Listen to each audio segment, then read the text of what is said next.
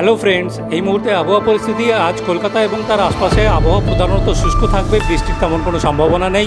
সর্বোচ্চ তাপমাত্রা 36 ডিগ্রি সেলসিয়াসের কাছাকাছি থাকবে। তবে বিহার এবং ঝাড়খণ্ড লাগোয়া কিছু কিছু জায়গাতে আজ সর্বোচ্চ তাপমাত্রা 40 থেকে 41 ডিগ্রি সেলসিয়াসের কাছাকাছি পৌঁছে যাবে। তবে আগামীকাল শনিবার কিন্তু এসব অঞ্চলে তাপমাত্রা আরও একটু বেড়ে 42 ডিগ্রি সেলসিয়াসের কাছাকাছি হতে পারে।